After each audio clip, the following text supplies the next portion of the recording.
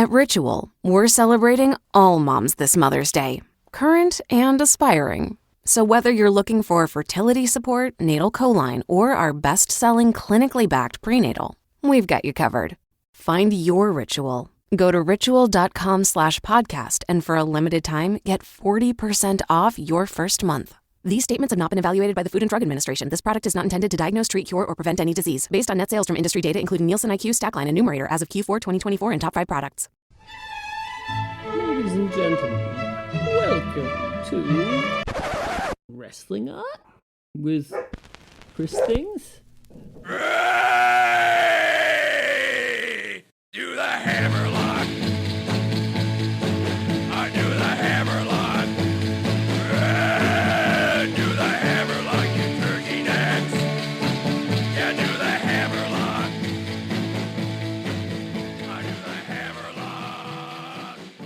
Everybody's doing it. Hi there, friends.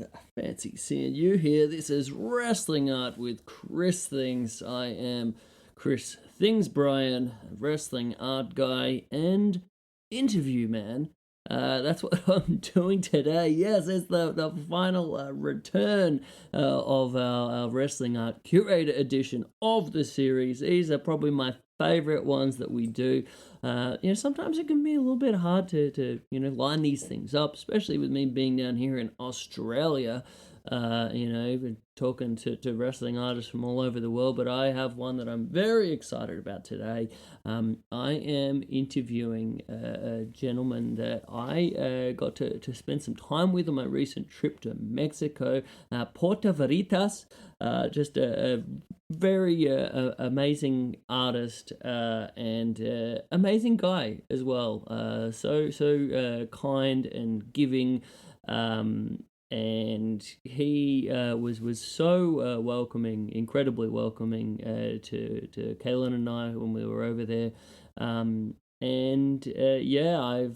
been wowed by his art accomplishments and his accomplishments in the world of Lucha Libre art over the years, working on projects, official projects with El Consejo, CMLL, with Super Luchas.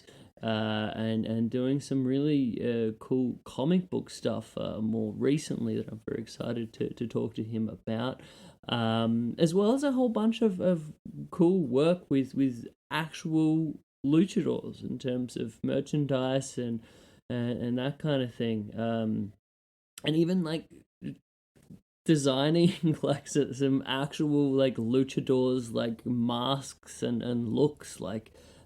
Really blows my mind the amount of things that Portaveritas has done. Before we go any further, I want to make sure to direct all of y'all to Portaveritas on Instagram. Give him a follow. That's Portaveritas. Yeah, dude. I am wowed by the amount of stuff that he shares as well. So you really get an idea of process, through his work. There's a lot of cool videos, and he's very cool in terms of spotlighting a lot of other cool artists as well. So this might be a great gateway for a lot of y'all, as it has been for me, into the greater world of Lucha Libre art and a lot of the very talented people involved in it. But I'm so excited for this conversation. I have a feeling it's going to go for a little while, so I'm not gonna lollygag on like I generally do at the start of these episodes. All I will say is, try to wet that whistle. Give Porter a follow. You'll see some of the art that I've included for my official post. That highlights a bit of his work. But yeah, there's so much to scroll back and have a look through. And I think this is going to be a really fun chat that I'm so stoked for. I hope I have a feeling we're just gonna like nerd out about Lucha Libre and Lucha Libre art in the best of ways. So hopefully that's up your alley as well. But yeah, I won't ramble on with too much. But this week I am very excited to have two events. I'm going to be doing another art market, a makers market at 9 Degrees. It's a bouldering facility in Morningside. I'm going to set up my little art table in the alleyway behind this place, and I did this last year, and it was actually so much fun and so wholesome. So I'm looking forward to that again. I hear my art pal Amy Crow is going to be there with Forge Ford. So I'd highly recommend if anyone wants to check out some great little subsection of Brisbane art and arty things, to come on down to 9 Degrees in Morningside on Saturday. And then on Sunday we have the return of my wrestling club, our wrestling club, at the Scratch, 5 p.m. Sunday night. I'm currently still refining the playlist. I just want you to know, but I have some pretty nutso things planned for this celebration of eclectic wrestling.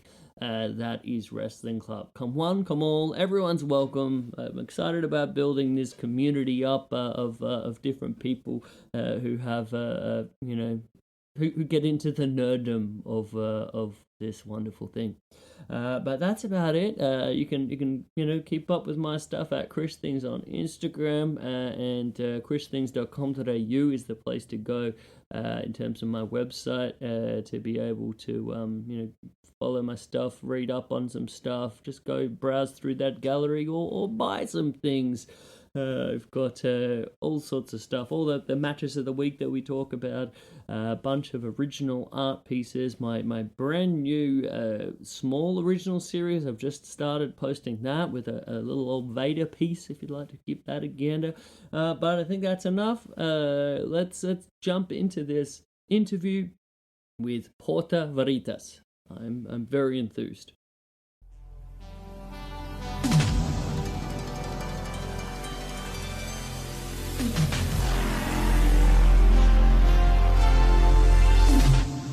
All right, ladies and gentlemen, we have the return of our Wrestling Art Curator edition of the show. I'm very excited to actually be talking to another wrestling artist for the first time in a little while, and extra excited to be talking to a very amazing wrestling artist from Mexico. An artist who I met on my last trip and got to spend some amazing time with.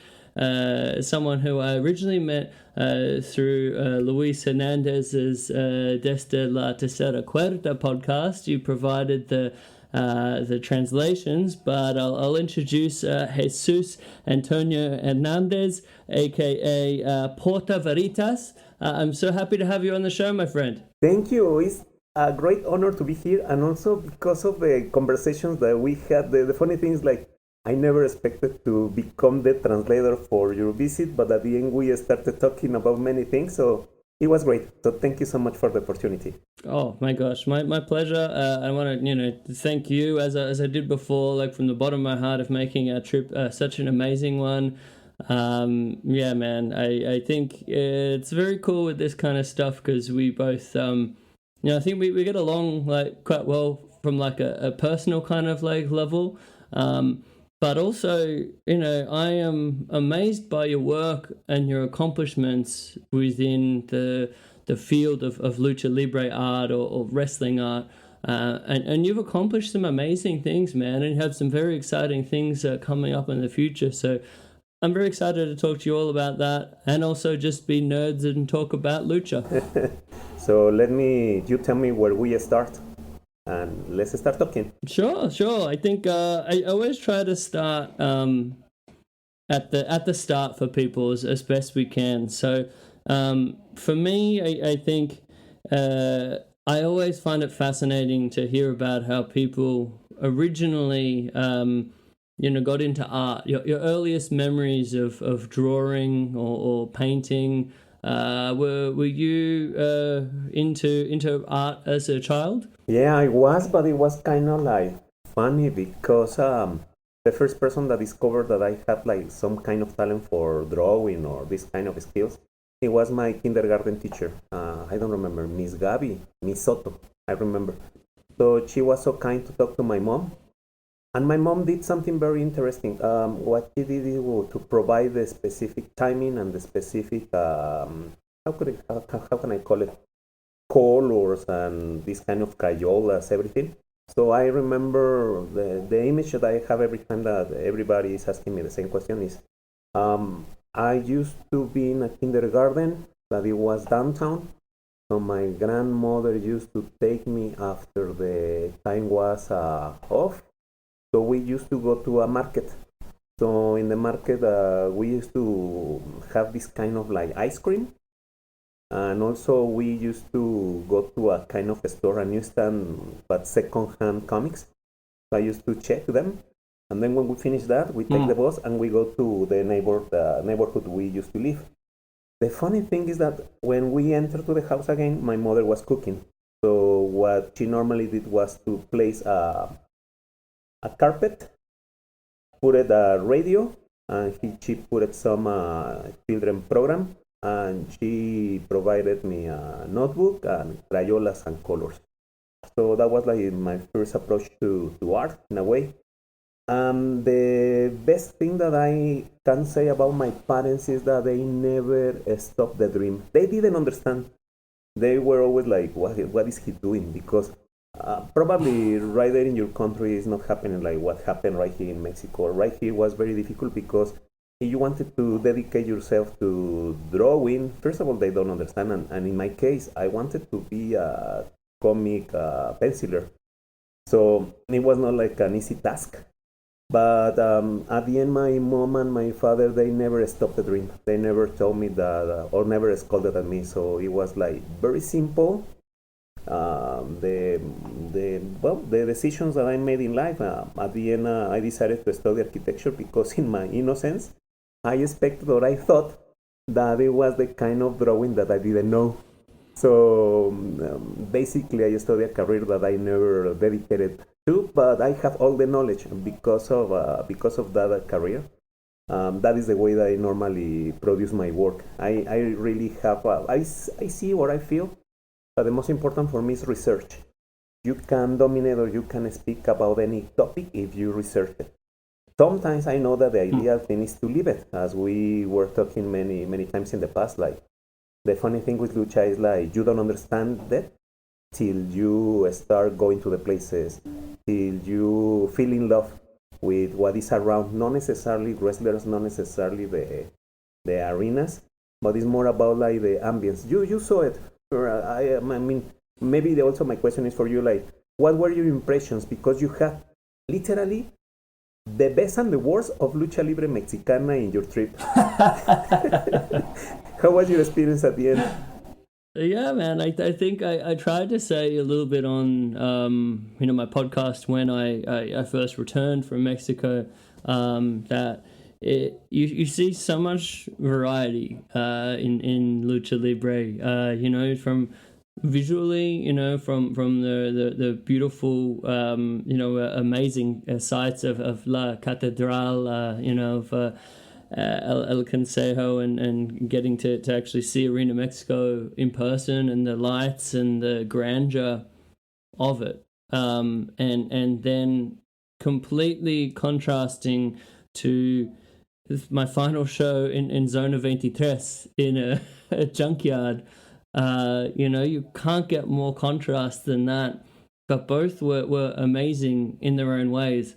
And then both in terms of like the lucha itself, we obviously see very different degrees of professionalism and passion in people's approach to lucha libre. I told you that one of the most interesting shows that I went to was the Hijo del Santo retirement tour show. And there were some things that were not so good about that show.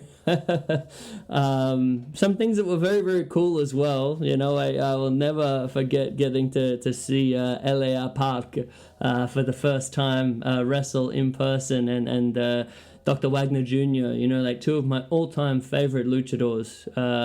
those are memories that I'll never forget. But there were some other things about that show that were maybe not so good.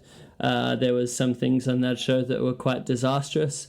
But I think this is what makes Lucha Libre interesting. It's that variety. And I think that you notice that Mexico is a really difficult country to explain.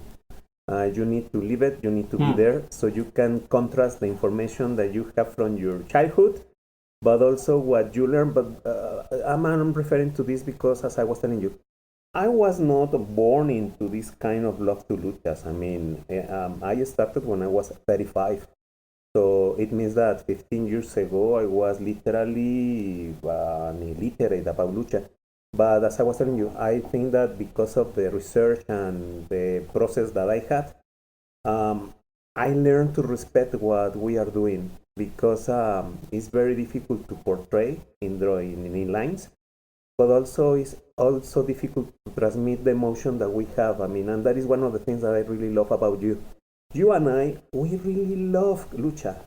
I mean, we live it, we transpire that. So, and what I always transmit or I try to tell people is like, the most important about lucha is the concept of family. A dysfunctional family, but it works. So it's really complicated to tell people how deep lucha got into our veins.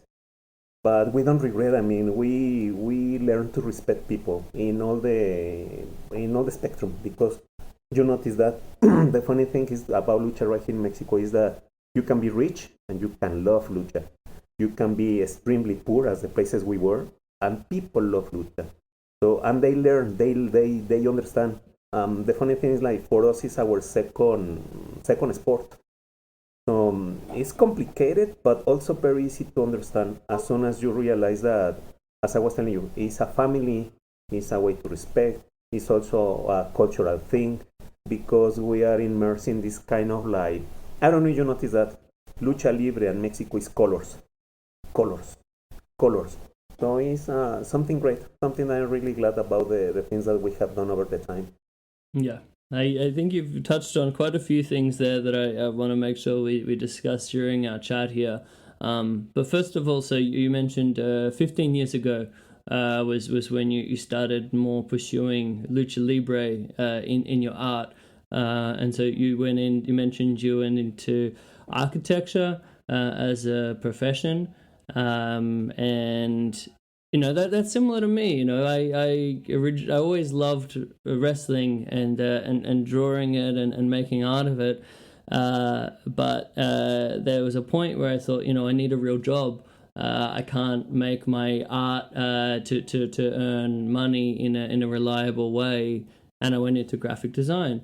And I was a graphic designer for many years, and then it worked in marketing. And then it's only through pursuing the art on the side for a long, long time that you eventually can get that to a point where that can be your primary career. So I'm interested for you both the point of, when you decided to go from architecture to pursuing art with more of your time. And when Lucha Libre, how did that become such an important part of your art? There are like 2 or 3 things over there. So I'm sorry if I return to a part of the story that we already talked. When I was finishing the career, I know that it was very difficult to get money, especially in what we like to do, because that is a matter of stubbornness, and also this kind of like the necessity to narrate or to tell something, not to the people, to yourself, because at the end you are your background, your visual background. So in my case, what it determined also is that just to have enough money to draw, I started giving classes of English. So in a way that helped me not to work in an office, not to be sad, not to be... Obviously, we have sacrifices a lot. But at the end, as we were talking also, but at the end, I don't regret about that.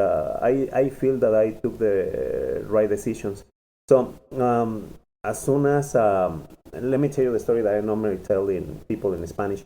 I used to have a good opportunity with a friend of mine, a really good friend of mine, Nick Haber. He, in fact, I don't remember where he is from, but he's a police officer. See, he retired. He loved lucha, so he always wanted to have a comic of lucha. So the funny thing is that never happened. So, but knowing myself, I knew that I have to do my research, as I was telling you. So I started going to small arenas, to big arenas. I got involved with a lot of people who were promoting, who were organizing, luchadores, illustrators. So little by little, what I learned, or what I have been learning over the years, is that I don't have like a plan per se. I mean, I never expected to be, to have my skill or to have my expertise in lucha libre. What I did is like let it happen to flow.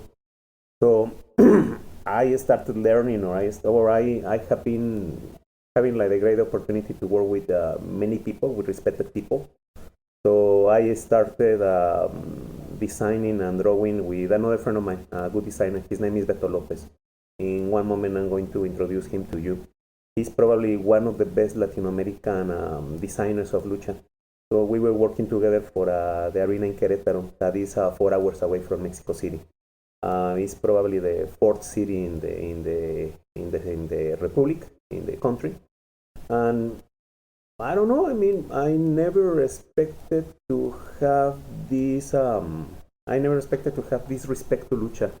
Lucha was great for me because I started publishing, as I was telling you, in some carteles. These, how do you call in English? Wallpapers, or where you have all the roster of the event. It's like publicity, I don't know. Like a program. The program, yeah. Because it doesn't mean like the same like to have a cartel than to have a... No, well, okay. So the I started designing for the cartels. They were really helpful for me. Who knows? I don't know. That probably might have happened, but I'm not going to search into that.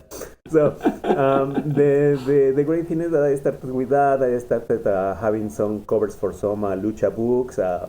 I was in probably I don't know if in other places, but right here in Mexico there were like 3 good or 2 good magazines about lucha. It was Boxy Lucha and it was Super Luchas.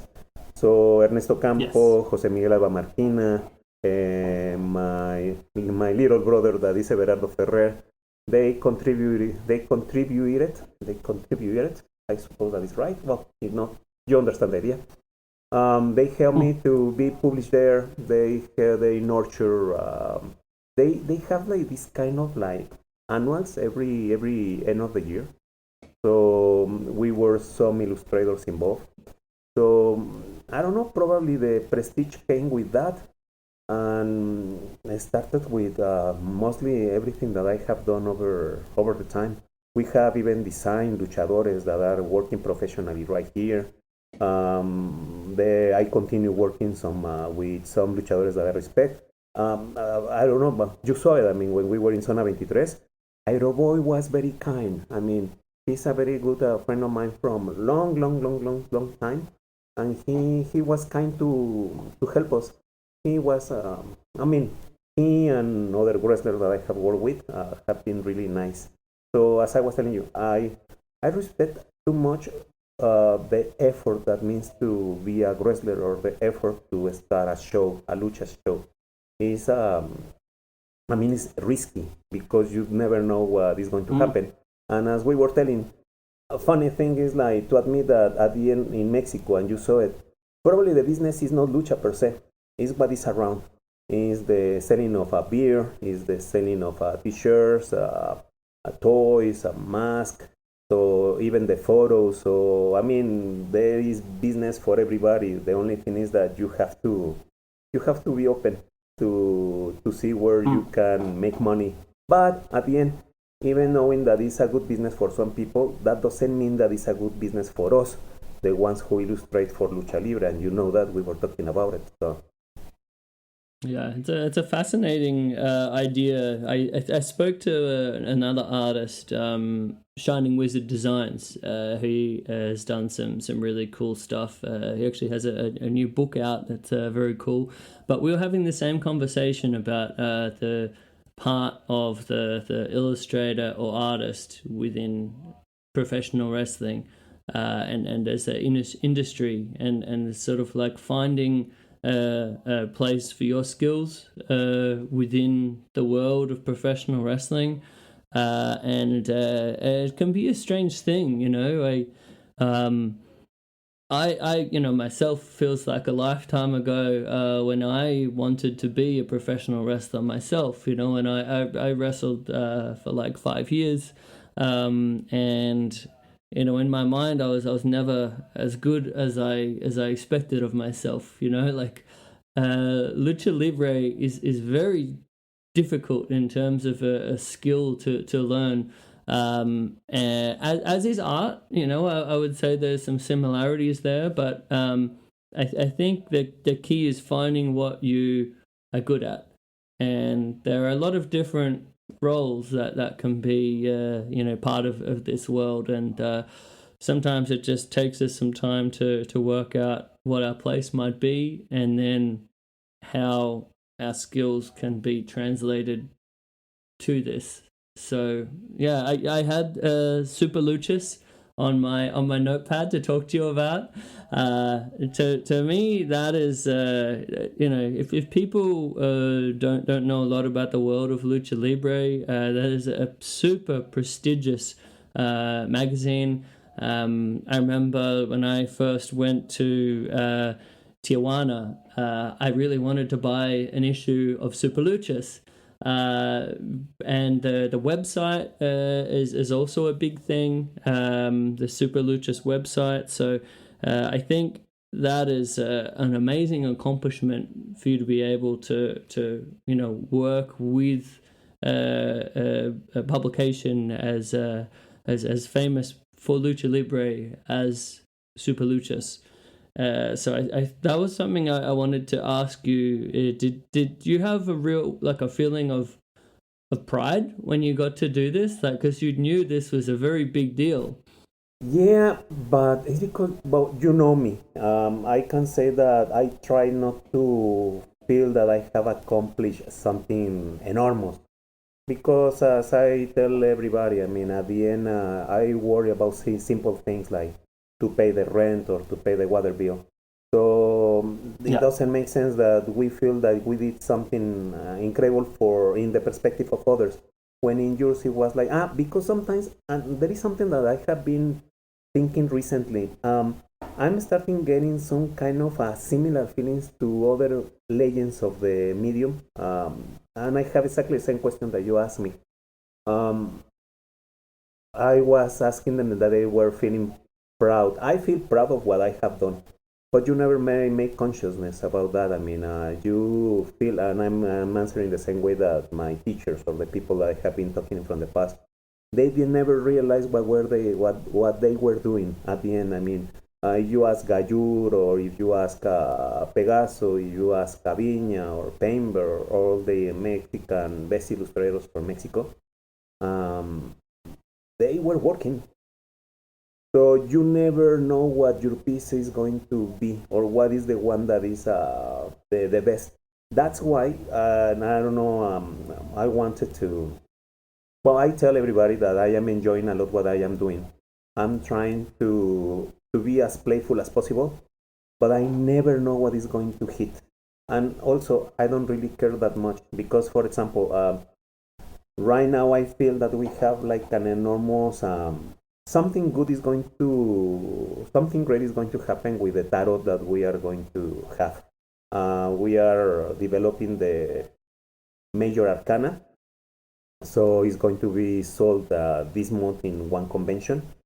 So for me, it's very important, but I don't know what is the dimension in other people. So we never know. For example, what I have feel more proud are some kind of like anecdote.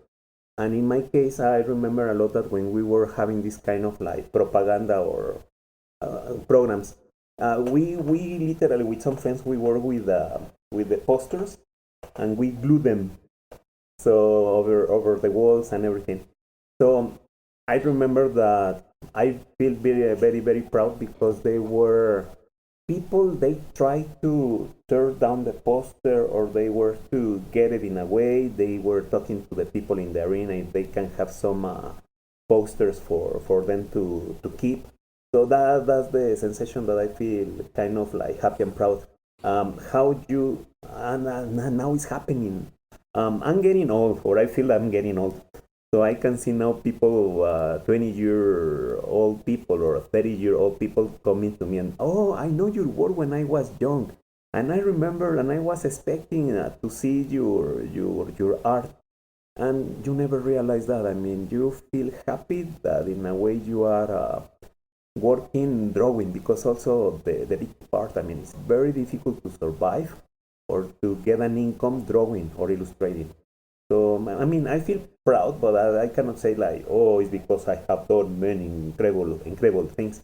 But when at the end, well, I mean, you have to. I tell people, and you know, I mean, I don't know. If you noticed that when we were together, I try to treat people the same way. Even if you are famous, Yes. or you are nobody, for me, it doesn't matter.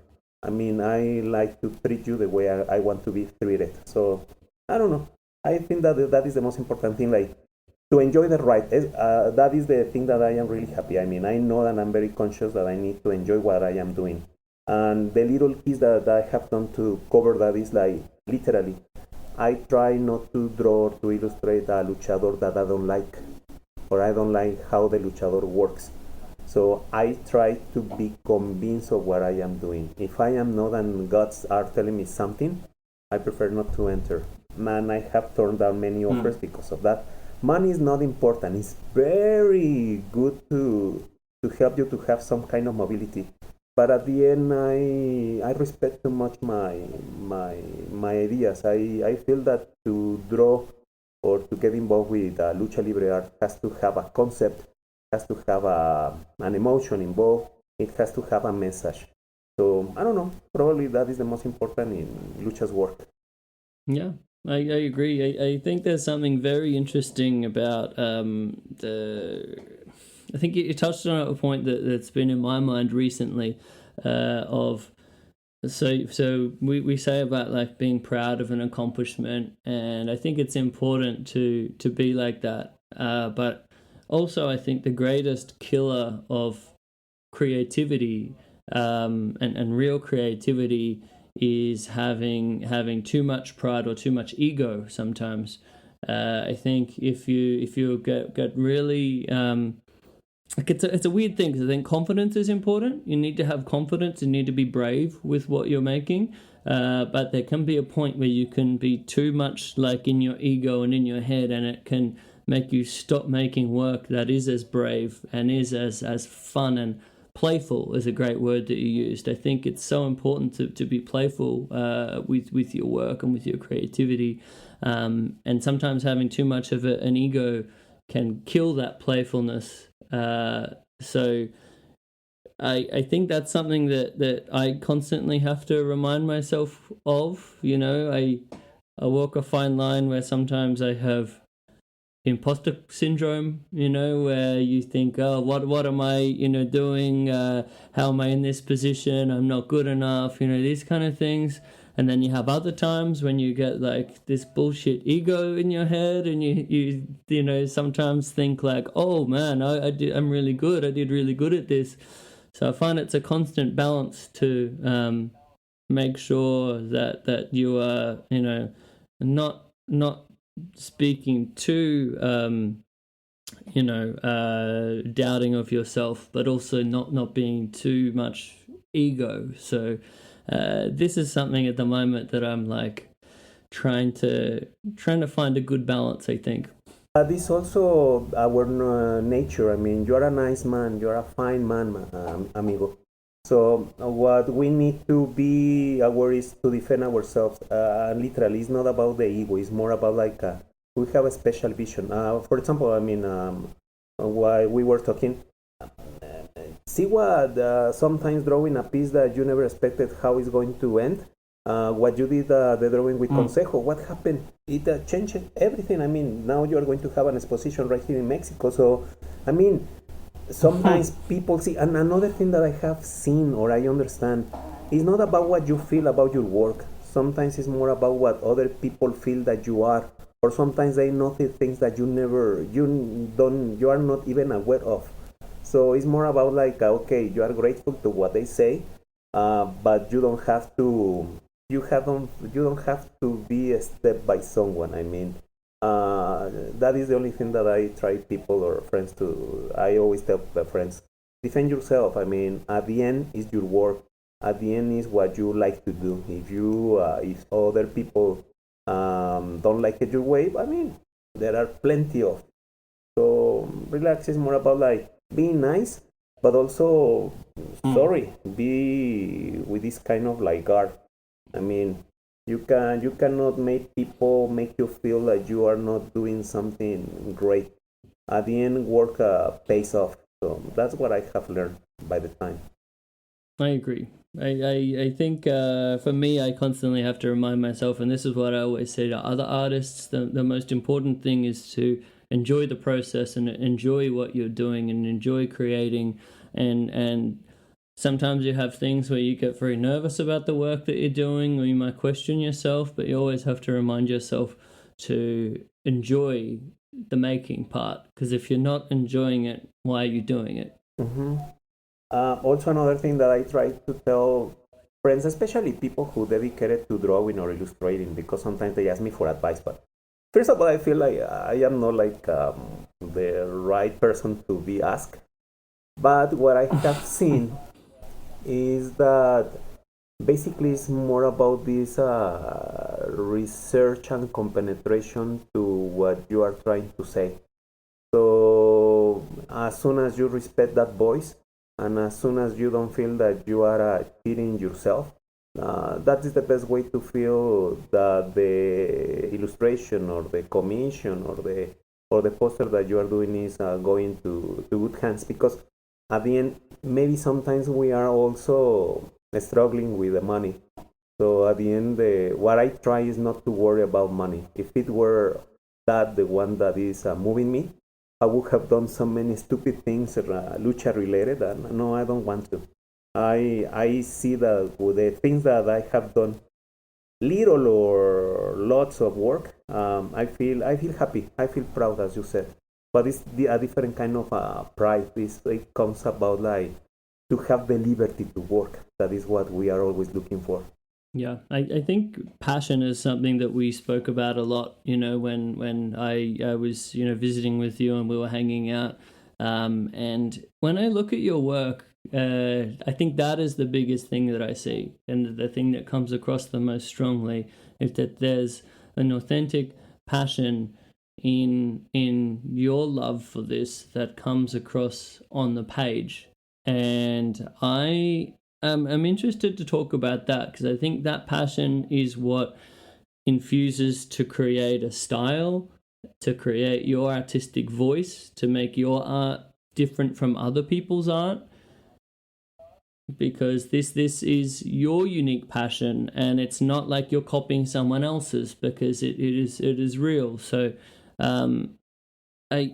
I don't really know what my question for you is here, but just talking about like making art with passion. Like how do you try to make sure, like how do your illustrations look the way they do in terms of that passion element?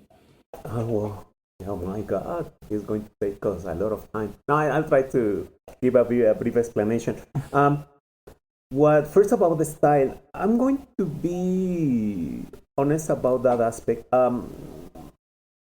10 years ago, 20 years ago, people didn't hire me because they thought that I didn't have the style that you were mentioning.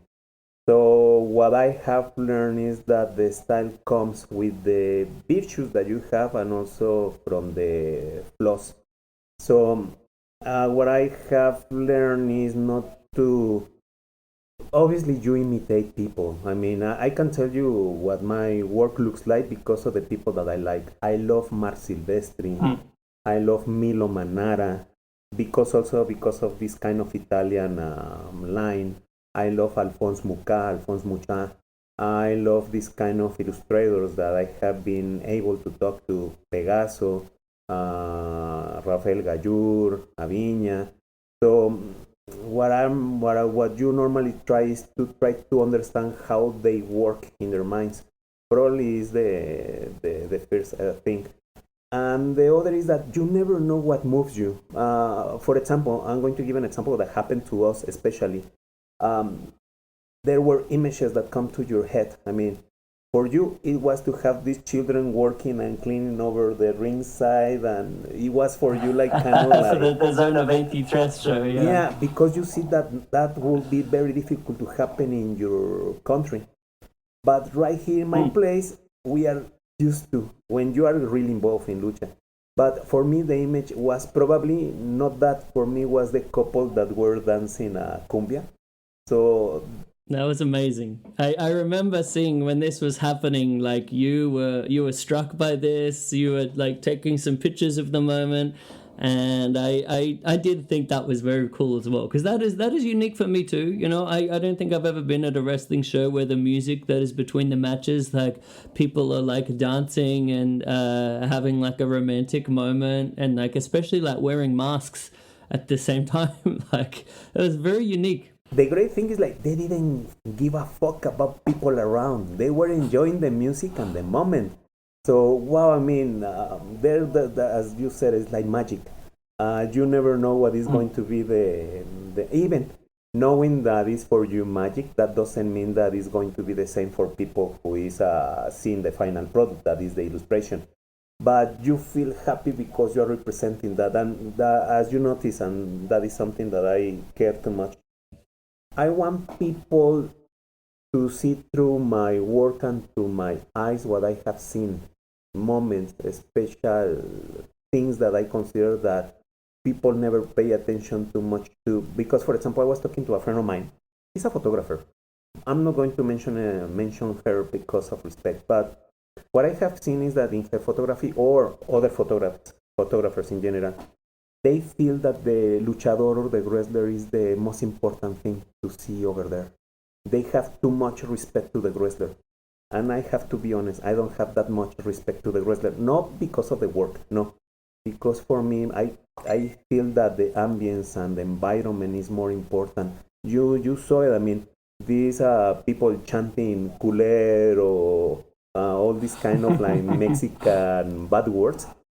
You feel that there is like, live the moment. I mean, you don't have to, I mean, how can I say it?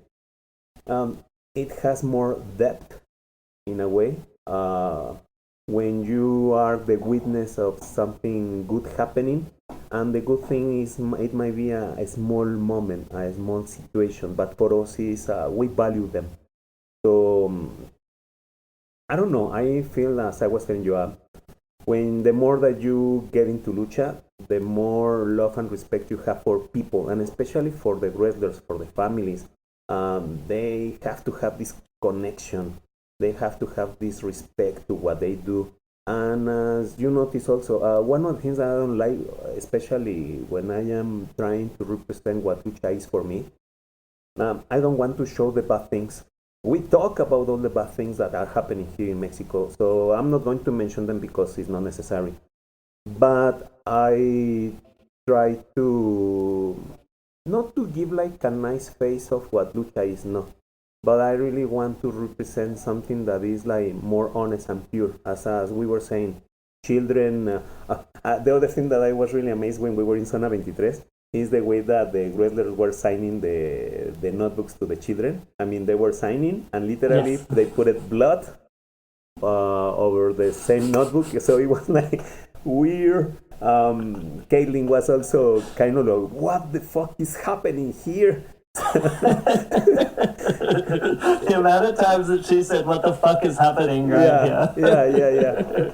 So it's about enjoying the trip, because literally Mexico is magical. I mean, That is the way that I want to talk about the country. I mean, and as we were saying, there are terrible things around lucha libre, but they are not like enough or to be named. So, well, Yeah.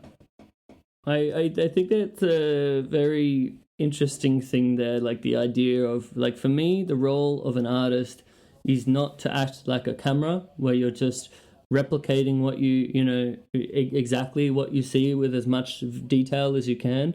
I think the role of an artist has changed over time to where what makes it special is it's recreating our mind's eyes version of what we feel when we see these things.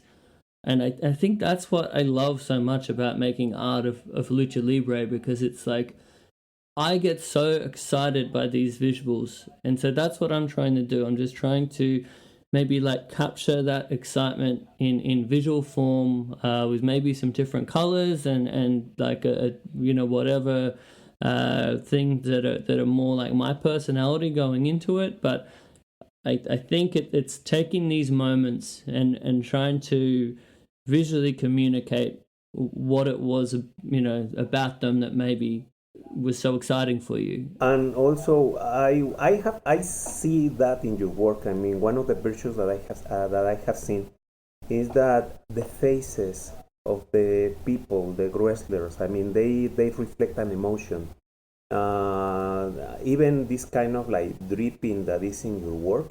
And also, I mean, you were so nice to tell me about your palette of colors. So when you explained that to me, I mean, I realized that we are from different strokes, but at the end, you gave me a very nice solution to something that I have been a difficulty for me, because my colors are always Really? powerful. Yeah, it's because I am very strident in a way. I mean, my colors are vibrant. So when you told me about the pastel color and your scheme and what is on your mind, really I thought like, oh my God, I mean, that gives me like another door to discover or to try to get into. Obviously, I know my work. I know, and also another thing that I don't know if you notice, my line work is like really thin in a way, but also because I respect the second step. I mean, I try to respect if a colorist is going to intervene my work. So I prefer to give liberty so they have only the right elements. Obviously, the problem is that I draw almost everything. I mean, I put many things around because I like to tell stories over the stories over the stories there. But I know that, for example, when I need to paint in acrylic, is my time, is my power, and I have my voice. But when I don't know who is going to color my work, I try to respect that. But many people, they don't understand that. So as we were talking in the previous question, I suppose that the style at the end is coming from all your flaws and strengths, but also comes from, in my case, I was in the past really concentrated that everything has to have like a specific process because of architecture. And since I have been working with Pegaso almost 15 years ago, I decided, or he transmitted to me this sensation like, come on, don't overthink. I mean, drawing is letting yourself flow. So if something happens or an error happens, enjoy it. I mean, and also another thing that he has told me over the time is like, every piece, even if you feel that is already wrong, you can change it. You can rescue the piece. So nothing is lost per se. I mean, there is always the way to do it. And also, sometimes we are really hard on us. That happens to you and I. I mean, sometimes we are like so nasty to our own work, and people really don't care. They enjoy that. So, oh my God, we got like profound.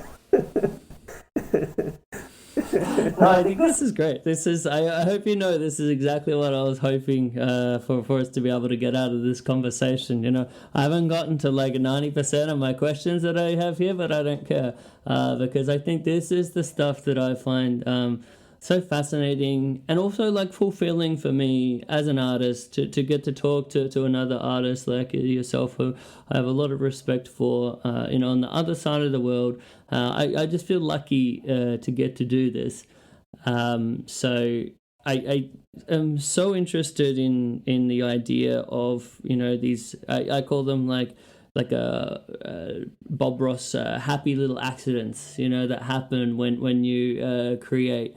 And sometimes they're mistakes, but then at times that mistake can be like the most important part of the work and make it so interesting. And that's something that you didn't necessarily plan for, but I think it's embracing it. And that comes back to what we were talking about before about being brave when you're creating, because if you are not brave, if you are not confident, you would say, oh no, I ruined it. It's ruined. I have to throw this and screw it up and throw it away now. But I think it's being brave to be like, okay, hang on. I didn't expect this. This kind of went wrong, but maybe I can make this work in a way. And I feel that you have the same emotion. Sometimes you feel that you committed an spot or kind of a splatter that it was not expected. And at the beginning you were like, oh my God, I screwed it up. But when you let it some minutes pass, you say like, oh my God, harmonizes everything. Or everything is now much better than I was thinking. So, well, it's just a matter of respecting your own process, because also what I have learned is that I don't have like a real process. I mean, sometimes, I don't know, also you notice on my Instagram, I only let some little lines to have the work, and what I feel is that I have enough braveness to use the marker to finish it without detailing anything. So I prefer to have that kind of fluidity and that kind of like emotion. So I suppose that is also transmitted to the people that see the work at the end. So I don't try to overwork the work. So I don't want to detail or that's to something that the work. is very important for me as well. Mm-hmm. I think having like your work feels very gestural in this way, and I think that's a key, is like knowing when to stop. Sometimes I talk to artists all the time who say like, oh, I didn't know when to stop, and then I overworked it and it like lost its whatever it had that was kind of cool that was going on. I think for me, and I think maybe this is something that I see of my, a similarity between our work is I for me, having things that are still a little rough and are still a little like unfinished sometimes, that is what gives it the heart that feels human, more so than like something that's been created with like AI art or some bullshit like this. Mm-hmm. Pegaso has a formula. He says that this kind of like strokes or sketches or this kind of thumbnails that we have, that is your signature. At the end, the other step or the other part is the technique. So the technique is very simple, or is very simple to understand, to apply it. The important thing is the first stroke, the line, the power that you transmit. So I have been following that formula in my work. I think that is a really great piece of advice for any other artists out there. That is something that I would highly recommend to other people to try to break it down or approach it in that kind of way a little bit of like what are your signatures. Mm-hmm. Because I think there's little things that you just learn over time. That's where they came from for me. There's little things that I did, maybe didn't even think about it, that I did in something maybe 10 years ago or 12 years ago that I did, and I said, oh, that actually looks kind of cool. Maybe I'll keep doing that. Those little signatures, I think, are so important. And also, we have to be humble. You are a humble man, so that is not the advice for you, but sometimes we are so with our ego. I'm talking in the majority of illustrators, whatever. They see that they cannot reflect or they cannot give a solution to a specific thing. And the only thing is to ask. I mean, that is also what I have learned with Pegaso. if I have a doubt about something that for me was very difficult, because in the past, that is another anecdote, that it was funny, because when I was starting to be with him at home, because he has been so nice, and I have the opportunity to be in his house and learn from him. So, as you said, it sometimes when you are working in this autodidactic way, you never know when the thing is right. So one thing that was for me very difficult to draw and to sketch, used to take me, for example, 2 or 3 hours. Pegaso used to say, "Hey, stop! You are doing it the wrong way." So in 5 minutes, he solved something that for me was like took me hours to be. And he told me, "Come on, if you have a question, ask." The only thing that might happen is they say that, okay, why? You have to pay the price, whatever. Okay. But I mean, to have this ability to be humble enough to ask when you are in it, that is also what I was telling you. That is something that I'm working right now. For me, it's really difficult to ask for help. So right now, I am just getting to friends as you, and everything is getting, if not simple, I know that I have the opportunity to be helped. So that also works in this kind of illustration and also in your life. So it's just a matter to understand that you don't know everything. So just be humble enough that others might have the solution. Yes, I approach things to where most of the time I feel like I have no idea what I'm doing, and I make my way through, and it is through the help of other people, and I think constantly taking things, constantly learning, constantly being open to like different influences. I think for me, that's again sort of talking about the balance that we were saying, right? It's like the balance of being too humble and being too proud, and you never want to be so proud that you're like stopping yourself from being open to learning from others. I think that's so important. Mm-hmm. It's really important. And at the end, sometimes I don't know, probably the world changed a lot in these terms, that probably right now we feel that we can do it by ourselves alone, but not necessarily. We always depend on people. We depend on our beloved ones. We depend on even on people that we didn't even realize that they exist till the right time happens. I'm talking about like a sickness or a problem that you have. At the end, some might help you. I mean, they are willing to. The only thing that you need to do is to tell people that you need the help. That is the difficult part. I mean, at the end. Yeah, we spoke about that, in some of our conversations. I struggle, both in terms of like professional stuff, but also my personal life. Like I find it hard to ask people for things, and that can be a really difficult thing to get over, because you probably have a lot of really amazing, lovely people in your life that just want to help, but it's important that you have to ask sometimes. Yeah. And sometimes they are willing to help, but they only need the specific word. I mean, because also they don't want to become an intruder. And also, we don't need to permit that they solve our life. It's only just solving tiny problems that might help us to solve something that is really difficult for us. But they are like small things. Sometimes as I was telling you, in my case, sometimes I feel that I don't deserve that help that much, as you said, the imposter syndrome. But we are working on that. I mean, you and I. So let's just only step by step growing up. I mean, that's what matters at the end.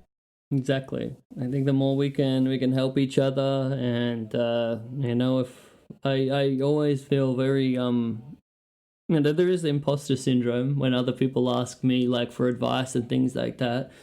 There's been some different like art markets and things like that where I found other artists were asking me advice, and my immediate thought was like, oh my gosh, why are they asking me? Like, but yeah, I think the more I can do to help others, that's what I want to do. I want to be able to give back, and I want to be able to, be someone that can assist someone who I could see myself in when I was like maybe a little bit earlier in my career. And I remember how it felt when you'd have people be able to give you that little bit of advice that helped you. It's like such an amazing feeling. If I can be that for people, that's what I want to be. It's sometimes so much nicer to give than to receive. And at the end, the right word is to share. I mean, what I'm trying to do is also I'm sharing what Pegaso has taught me. So if somebody is asking for help, I try to help. I try to share. I mean, at the end, sometimes you share what you know, but you don't know how they are going to understand that. So sometimes some people, they get worried because of the ego that, it's because if I give my secrets, they are going to be using my contra. But no, at the end, I mean, we have different voices. Even if you tell a person or you share your process, they are going to adapt it. So, I mean, we are not inventing anything. Sometimes the problem is that sometimes we feel or we think in a negative way. That is also another thing that I'm trying to change. I'm trying to be more positive. It's very difficult at times, but I'm working on it. I mean, and also, age is going to help you a lot. From what we were talking in the other conversations, from the health issues that I had recently, I understood that I have to care about anything. I mean, nothing is important, not that important to take care of really. So I'm starting to give a fuck about many things in life. So. I like that. I like that a lot. I think art can make your life so much better. And there can be a lot of stuff where we talked about like the stresses that you have and the worry and I can be like this myself. Sometimes I have like an anxiety to where I really like worry that something isn't as good as I wanted it to be, or did I not make the most of an opportunity, or did I screw this up, or I think that we need to just sometimes remind ourselves of like, look, it will be what it will be, and just try to enjoy. Yeah, and also another thing that we were talking, the problem is that sometimes people like you and I, we are always expecting for the perfect time. So never happens. I mean, we have to act, we have to advance. That's the key. Yeah, nothing can be perfect. Yeah, it's not going to be perfect. So as soon as we understand that, we start moving. So sometimes we're expecting to have the right money or to have the right situation, but nah. And we need to solve it at the end. So. We only get one life, so we need to, if these things are important to us and we want to do them, like do them now. We don't need to wait until like the perfect opportunity arises. Yeah, move on. Yeah. Yeah, that was a big thing for me with like even the idea that and this might be a thing for other people too. You can self-publish things as well. Like you don't have to wait for a publisher to come along. If you have this idea and you've been waiting and want everything to be right, the money to be right, everything like that. Sometimes just put something out yourself, make it yourself. We live in a great world where we can self-publish books. That's kind of an amazing thing. So it was quite a game changer for me with that last Match of the Week book. The first year that I did of this Match of the Week concept of my weekly illustrations, I could put that book out myself, and I didn't have to wait on a publisher. And there were a lot of amazing people that supported that. So I think that's something I'm trying to say to other people. Like, if you have something you want to do, just do it. Yeah.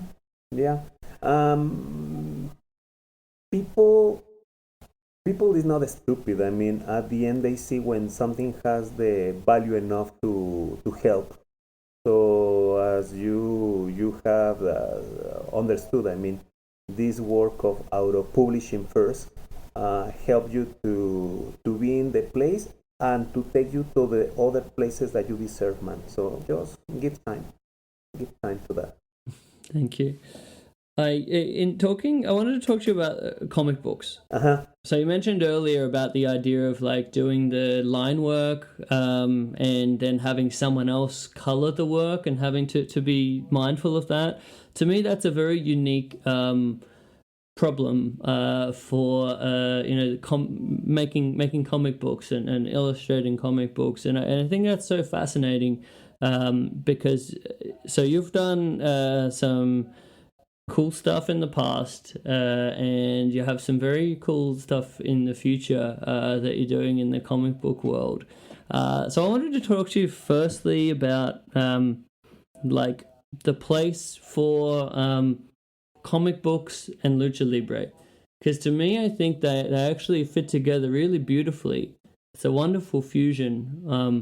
When I look at your style and I think about comic books, well, my favorite comic book when I was growing up, I'm not sure if you've heard of this, but the comic book Todd McFarlane's Spawn. Are you familiar with this? Yeah, of course. Yeah, so there's some of this that it reminds me of that when I look at some of your work, and especially some of your comic book work. Thank you. And some of the characters that you have created. I really see like such a interesting, like both stylistically but also just with like, I call it kind of like drawing with balls. So I just want to like talk to you a bit about, to start with, lucha libre and comic books. Like, what do you see as how these fit together? This is going to be the first time I'm going to say it in this way, but I have been thinking a lot about it. I don't want to become the David Bowie of the comics. You saw what happened to David Bowie, that he started with music that was years previous to when the real sound or the music became famous. Example, David Bowie started... Very ahead of his time. Exactly. So I don't want that. But I hope that what is happening right now with comics and lucha libre, I suppose that now is going to be more simple to introduce the theme. And I can share the news, and also you know that we are starting our project with Chido Comics, with Mortal. So, so in a way, thank you for the opportunity. I mean, I definitely want to give you a platform to talk all about Mortal. I think it's a super exciting project. But yeah, I just sort of wanted to work out, to start with, you know, your the way you think about lucha libre and comic books. Is it because, well, is answering the question. Remember that I was telling you that I arrived really late to lucha libre. So my real baggage or my real ideas are coming from comics, from the medium. So I feel that I have like a clearer voice how to narrate things. So I know that now, because of times, it's becoming popular. So I know that is the perfect fit for now. I mean, probably we didn't talk about that, but there are many projects of lucha libre and comics right now in United States. Daniel Warren Johnson, what he's doing with Transformers, with Do a Power Bomb. Juanan Ramirez in Spain, working with Mark Millar. The project that is done in DC Comics with Black Canary. So, and many other Latinos. Mass Republic. That was part of Chido Comics, and now there is the right combo. So what we are trying to do this time is like to make also a hybrid in a way, the same as lucha. I was telling previously in an interview with some friends of mine. The great part about Iman Plaza, in this case representing Chido Comics, is a unique perspective of what Latinos and American people feel about the lucha libre and the comics.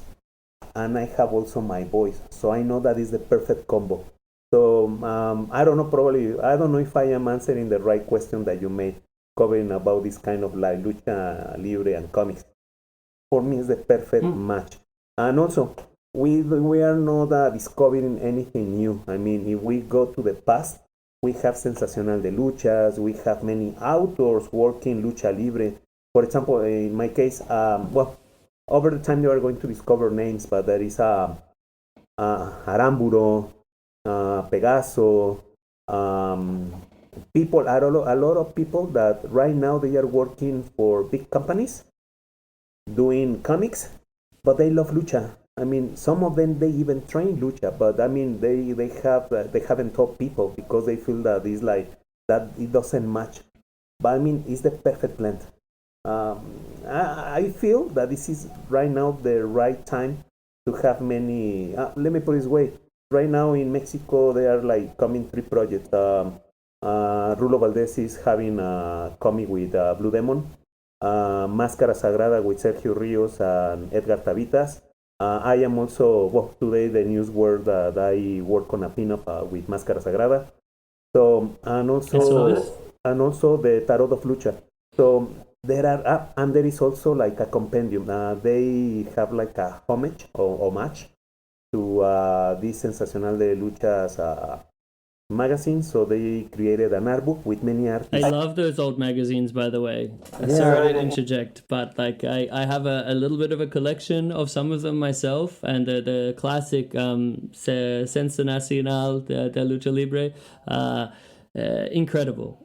So much character, and the artwork is so interesting and very inspirational, like for my stuff. So I think that's very cool to be giving a spotlight to that. And the same as I was telling you previously, people working on those titles, they were not realizing the importance of that moment. For them, it was a regular job. So what we see right now, how can I say, this kind of imagery created because of the time, they were because of the personalities of the people involved. Rafael Gallur, Pegaso, these people that created this, the imagery that we have right now. So they help giving their own voice and the style that we were talking about. Like, what is more important in this case? If you have like a specific or important big voice in what you want to express, it's going to be reflected on anything, in luchas, in horror, in comics. So that is, I feel that is the most important thing. I don't know if that answered the question at the end. Yeah, for sure. I mean, I just wanted to talk about it in a general sense because I think it's like such a beautiful fusion of interesting things, because both within the world of Lucha Libre, professional wrestling, and in the comic book world, you have people who are fans of these things who are super passionate. You know, have so much like passion where it almost like it can take over your life. You know, I'd say that for myself and for some friends that I have. You know, and I think it's a really cool thing. So I think it's super interesting, like the merging of these two things. You know, I think there's a lot of examples out there of it being done in a really cool way, and getting to just provide a voice to the visuals of professional wrestling and Lucha Libre, and to heighten them. You know, like we're saying, kind of like to the way we see them in our mind that may not even be able to be captured in a photograph, and then to be able to create characters as well, and to create stories. I think that's so interesting, and so that's what I'm so excited when I saw, you know, you involved with Mortal. And I saw the cover, and I saw the main character from Mortal, and the style of it. I got so excited about like the potential and all of the things that you can do with this, and I can't wait to read it and to see the different stories that happen. So yeah, getting on to that project specifically, can I ask, have you done much previously in terms of Lucha Libre comics before Mortal? Not really. What I specialized was more about working programs of lucha, drawing this kind of like posters, designing the way that the luchador looks. That is something that is so cool, by the way. I saw the Hermanos Calavera that you did, and I initially thought that this was a comic book that you created, and then I researched further and I realized that you created these characters for actual luchadors. You created this look, the mask design, and it is amazing. And the idea that you can be so influential for a luchador's career, I think that's such an amazing thing. I have to also give the right credits to people. Diego, who is called Demon Ibidem right here in Mexico, he's he's a nice guy. He approached me and he offered me to be in this design aspect. So in fact, we developed the all the luchadores. They were almost like 10, but from the 10 that we designed, only 4 were the ones that we never expected to skyrocket in a way. Obviously, there were like many things around. We were up. First of all, what I'm really happy is that the people, the luchador, the wrestlers that are personifying los hermanos Calavera are amazing luchadores.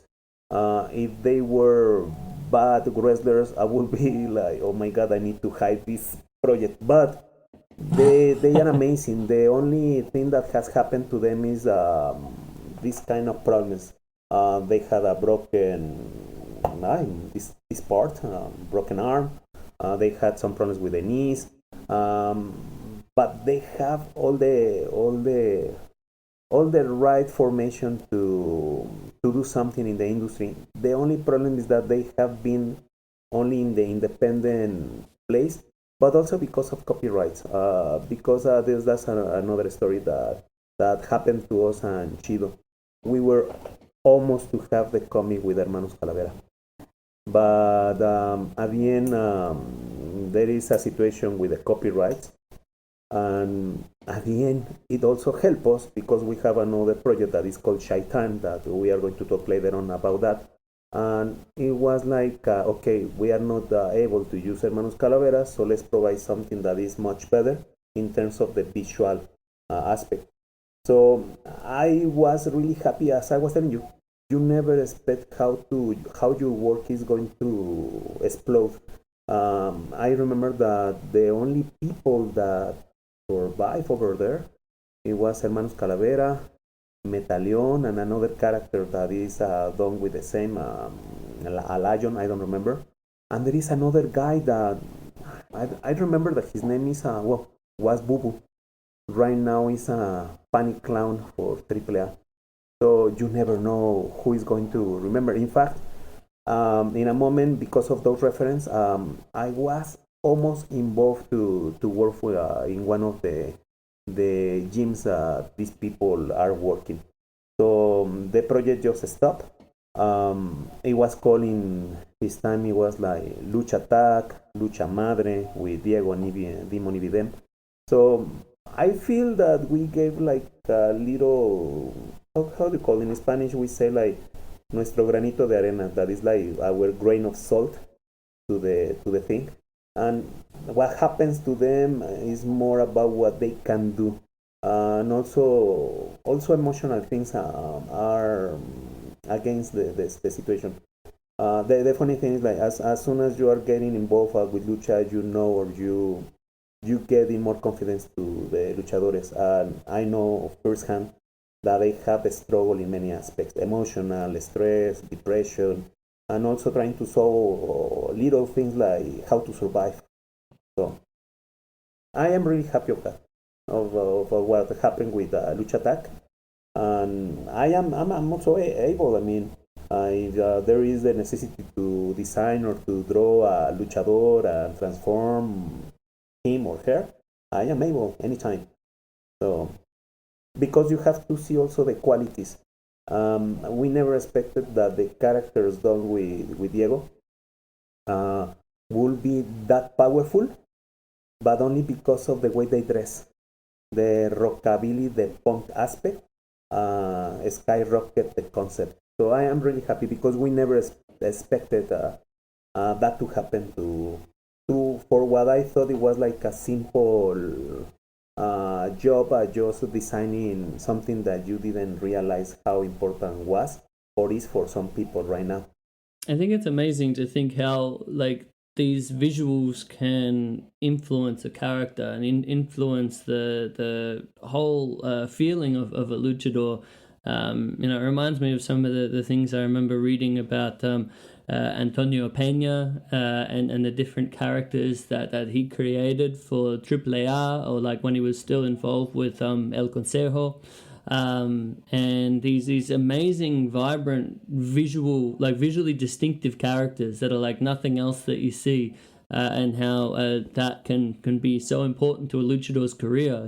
This luchador could be just as good, but if they didn't have a character that was quite as striking, like La Parka, for example, Exactly. would be completely different.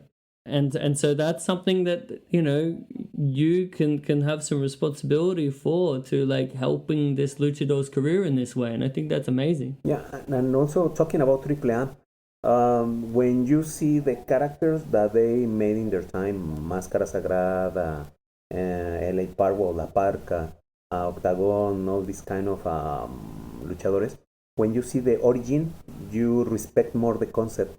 Someone told me a long time ago that they designed the characters not for Mexico. They wanted to open Lucha Libre for India. So now when you have that, exactly. So when you have now that idea, when you say, okay, now I understand why Máscara Sagrada looks like an Indian character. So that's what I wanted to portray in my pinup. So as I was saying, you, the more you research, the more that people tell you the information, the right information, you see how you can help the character to become greater. So and with that information, you see like, oh my God, I never thought about that. I mean, so nothing happened in India, but they used it in Mexico, and now see what happens now. Yeah, a lot of change on horizon there. Yeah, it's probably along the lines of like the not good things that we can get distracted about. But I was super interested in that the all these influences, they don't come from nowhere. They come from somewhere. The references, the rockabilly stylistic like kind of senses that you're mentioning. Like it's like you borrow things from different worlds. So I wanted to talk about Mortal from that perspective. Like, what were some of the influences for you? Like, where did the story come from, and the character and the character creation, that kind of side of things? many things. Obviously, it's based on some wrestlers, but not necessarily on their looks.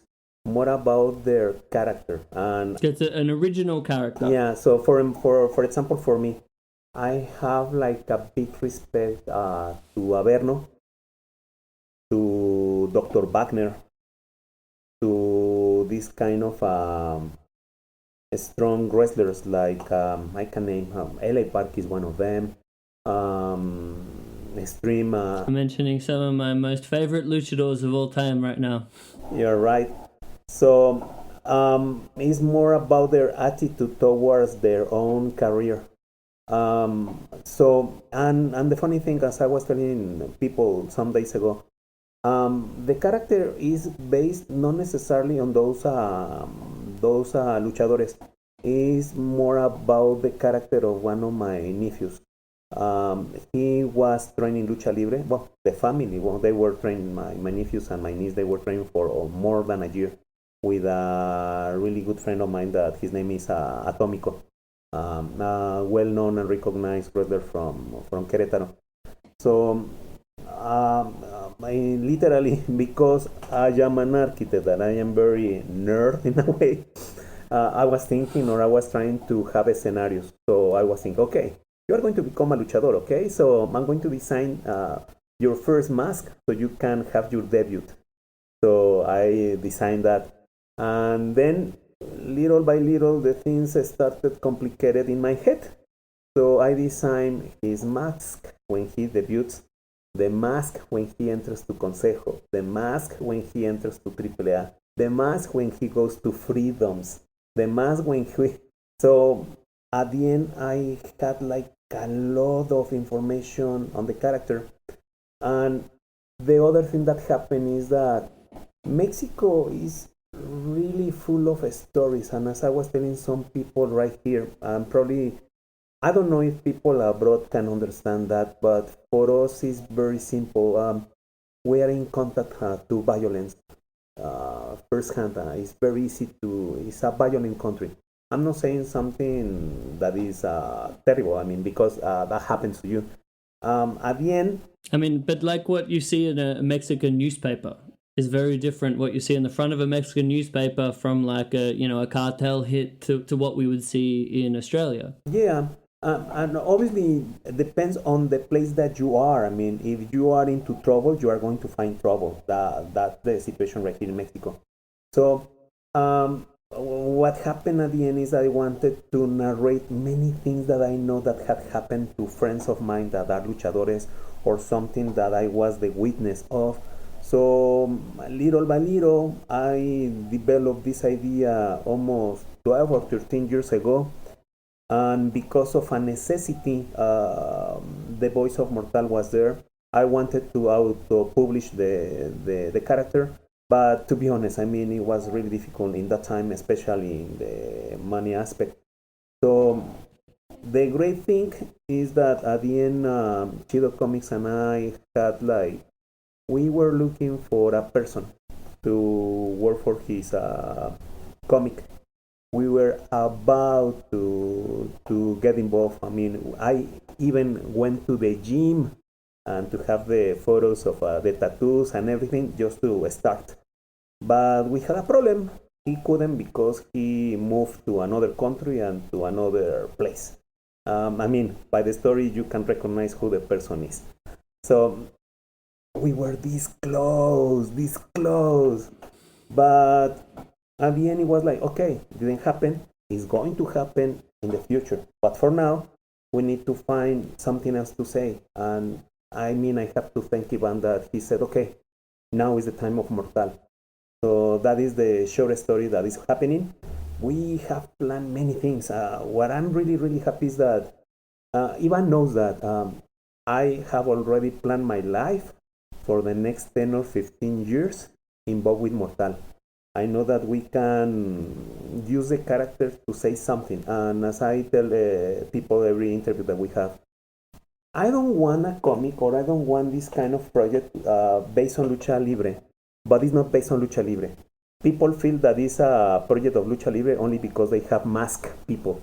So I don't feel that is the right thing. I mean, one of my worries is to have a comic that represents Lucha, and also to demonstrate that my luchador knows lucha, because I even had this situation of choreographing the things that I am portraying in the comic, and the great part right now in the place that we are is a nice hybrid. Is potentially is going to be remembered by people. I'm normally I am as I was telling you, I am very hard on me, so I know that when things are not done in the right way, people perceive that I am maybe I can say that with the project. I am really proud of what the first issue is going to be. The only thing that concerns me a lot is the number of issues that I have to sell. So because the problem right now is that we have a specific number that we have to sell, but at the end, if we get into the number plus 100 more, that money is going to be divided or split in two. But the other money is going to the specific number, the specific number that we have to sell is going to be only to pay what we invested. So the worst part is that probably in other countries it's more simple because there is a medium. In Mexico it doesn't exist. I say every interview that we have small efforts, big efforts, but sometimes it doesn't transform into wealth. Our idea is that that's also one of the reasons that I want to explore the American market, because I know that Ryder is going to be obviously based on the how do you say, on this true voice of what for us and the story that we want to say. We know that fits perfectly to their markets, and I know that we are going to develop like a nice story with Mortal through the years. Is based the story of the wrestler, but having this kind of like nice American hybrid flavor that is going to be liked by people. Because I also I was afraid just to say the story of Luchador from my side, but not necessarily means that they need to know about Lucha to understand the comic. No, it's going to be a character that everybody's going to love. I mean, because also one of the things that I can say about Mortal is that he's full of flaws. He has so many things that he has to develop or to change from his own personality. So what I want to make is I want to narrate the way he develops his life and the way that he understands life. And at the end, probably I'm going to sound corny, but that's the word. I want to narrate a love story to Lucha Libre, and also how he understands love. So let's see what happens. I am really happy. I am so excited about that. I think the all of the best characters are based around flaws. I think, no interesting stories are told about people that are just like got everything, all of their shit together. So I'm very fascinated about that. I'm very excited because I think there's a big part of Lucha Libre and the visuals of Lucha Libre that speak to people outside of the fandom of who are just in it and all about it. I see it in my art all the time, where it's like people who don't even know what professional wrestling or lucha libre is, yet they find this visual language and these visual icons and the masks and these kind of things just super interesting. So I think there's a lot of potential for success in reaching those people who might not necessarily be professional wrestling fans, but who find this as an interesting thing that they want to learn and know more about. So I'm super excited for the project. And also I feel protected because I have to be, well, I am really happy to say this. Friends are helping me. We were talking about that. I can give the exclusivity if you allow me, or I keep quiet. Yeah, please. My amigo, my friend Chris is going to work a cover for Mortal. Rene Cordova is doing the same. Amra, some other people. Gayur has a cover done with the character. Pegaso has worked. He has been so an amazing teacher, friend, and guru. Let me put it this way: we have developed almost 10 covers with my line art and his powerful paint. So I feel happy, I feel honored, and I feel really protected. I mean, it's a bulletproof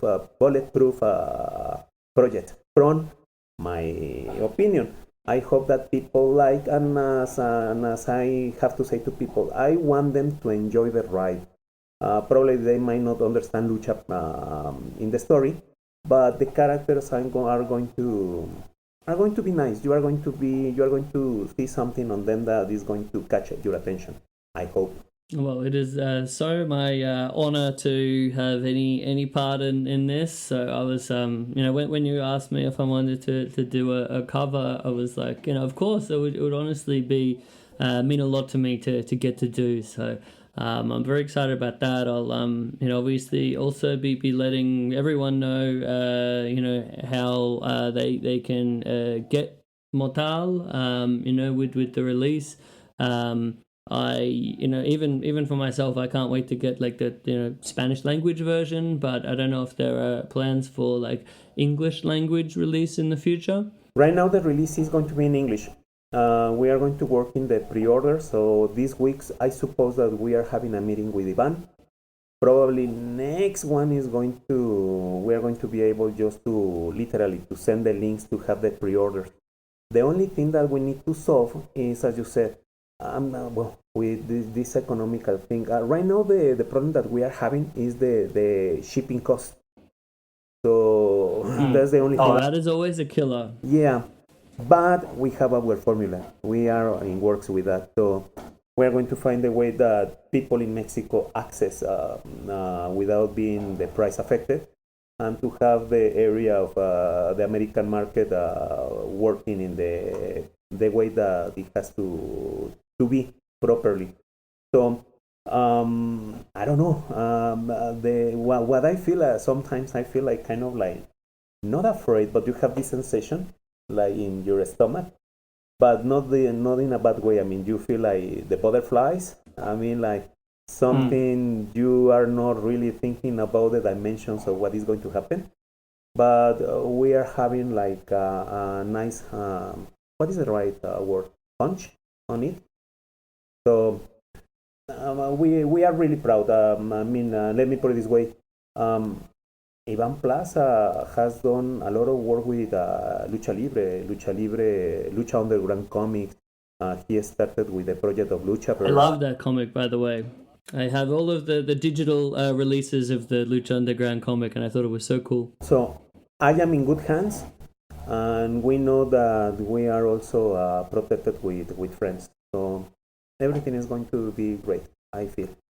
I'm so excited for you, my friend. I feel very good things about this project as well. And as soon as I saw just like the cover and visual, I was like, I have a very good like intuition kind of like feel for this. So I can't wait to see it evolve. And yeah, I'll definitely be letting everyone know the details of the pre-order and all those kind of things as soon as you tell me about them. Thank you. As soon as I have the information, I let you know about that.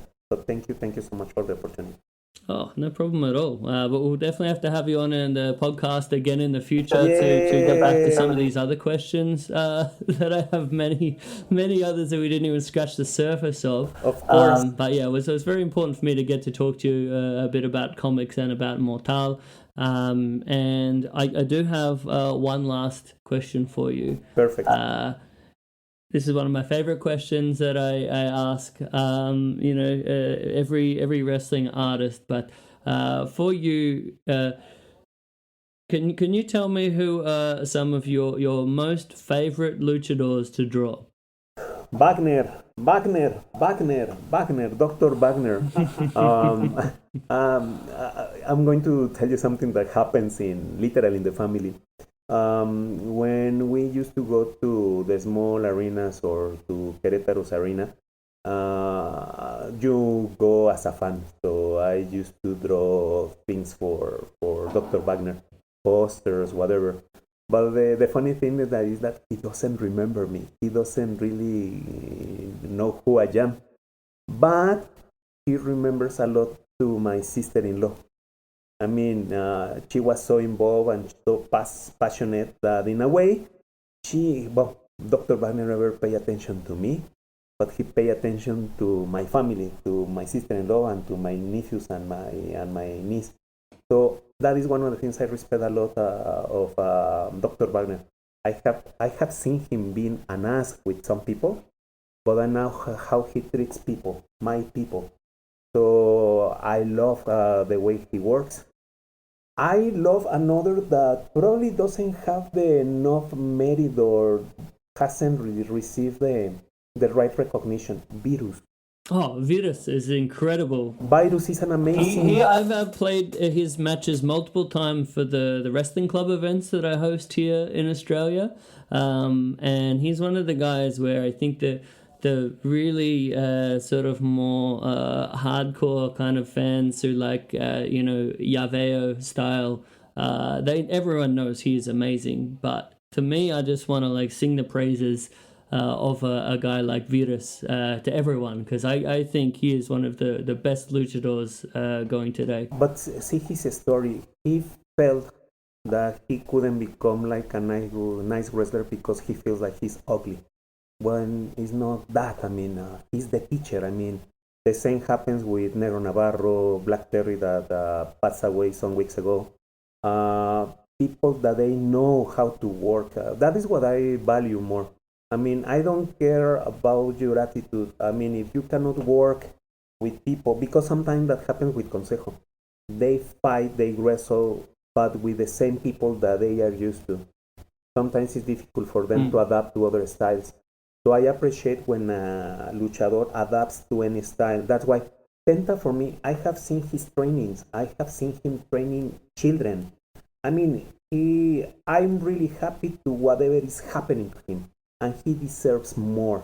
Yes, I agree. Pentagon Jr., Rey Phoenix, both incredible luchadors who I feel like did not have all of their receive all of the things that they deserve. They are some of the best in the world, and I very much hope for good things in their future. Ultimo Guerrero, I love him. I love the way that he has respected his career. I mean, it's not that simple. I mean, you can see an enormous difference to what Blue Panther has become and to what Ultimo Guerrero is taking. I mean, he hasn't lost the magic. I mean, he's there. Also, in the past, one person I regret that I never had the opportunity to see him fight is I forgot the name. I can't believe it. My God. It'll come back. It'll come back to you. But when you mentioned Ultimo Guerrero, he was, I think, along with Dr. Wagner Jr., Ultimo Guerrero was like, and you know, Blue Panther, of course, but he was one of my first favorite luchadors. And we talk about amazing rudos who make the technicos look like fantastic. I always thought Ultimo Guerrero was absolutely incredible. His tag team with Rey Bucanero was when I first discovered him. And I'd never seen anyone wrestle the way that they wrestle as a tag team. And then to see Ultimo Guerrero go on to have the amazing singles career that he has. I think the match against Atlantis is maybe my favorite Apuestas match ever. He's amazing. You're right. I remember the name, Kaifan. Kaifan is the one that I never saw him fighting, and everybody says many great things. The problem is that I was talking about him recently to some people in Monterrey, and they told me that probably right now he's not in the same way that he was in the past. So, and another one that this new generation of Consejo, Titan ¿Es Soberbio? No, it has another name. But it's Titan, Máscara Dorada, and there is the guy who has a triangle in the mask. Neon? No, it's another one. In small terms, he's like the Antichrist. The attitude, I mean, the Japanese look that they have, my God, is amazing. Another one that I like a lot. There is a nice generation of Queretanos, wrestlers from Querétaro. I hope that they become someone. I have good expectations on them. The only problem is that they arrive a little bit late. So what I can say is like Ángel Rebelde is one of the good ones. Atomico Jr., that in the past was Gremlin, Vengador, Castigador, Galáctico. They love lucha. They are coming from families of lucha. So I really expect, there is another Halcón Negro. So I hope and I expect good things from them. So those are my favorite. And Amapola. My God, I have a crush. I have a crush on her. I respect people who really know how to work. I mean, and you can find them in small arenas or in the big ones. The only thing that sometimes I don't know, right here in Mexico is difficult, but we are not. People from the distance, they feel that we press the wrestler to work in all the places, and not really. You saw it. It's not the same service that you get in Consejo, the same that you got when you had the lucha with El Santo, and it was not the same with Lucha 23. The thing is that people, they want to capture Lucha Libre as is the same in every place, and no, they have enormous differences, and you have to leave it having the right concept. I mean, the point is something, maybe a problem that we have as critics of Lucha Libre is that we are expecting to have the same in different promotions. It's not the same. You have to adapt yourself. You don't have to be that angry because they are not working that the way that you are expecting. And for little things like protecting the wrestler, right here in Mexico, it's very difficult that the promotions are respecting and protecting the wrestler. So when you see that a person having that situation, they enjoy. For example, Impulso is another example that I like. Impulso is from the group of Belial and Ares. Man, this man, I love him because he's always smiling. He's flying, he's having key lucha movements, and he's always enjoying, always enjoying. So I don't know. I mean, we have many good wrestlers. I don't understand at times the American wrestling, and I respect a lot Japanese Neither do wrestling. Yeah, but I mean they are selling a product. The product is good, but I prefer Mexican and Japanese wrestling. I mean, so that answered your question. I did. I think it was very good because it gave our listeners maybe some research to do. So if you want to get a little bit underneath the surface, away from like a more glitzy what you see in Arena Mexico or on AAA. Maybe there's some more independent level, very talented luchadors that you can do some research into there. Repeat the question. I got lost in one part of the question. Sorry. Oh no, there was no question. But It's just a statement. you're stating, and also one of the final things that we can have from the conversation is that we are really in love with lucha. I mean, we Yes. have this deeply love to what lucha represents, and also what we are going to help others to understand.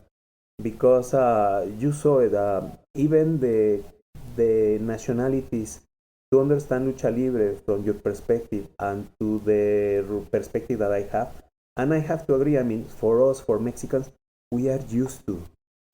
So it's very difficult to impress us in a way.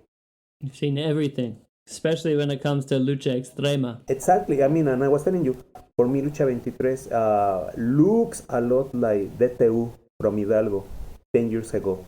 So obviously with a lot of differences, but has the same taste or the same force or the same anger. So that is the things that you have to remember about Zona 23. And I am so sure that we are going to go to some other events together. You are going to see it.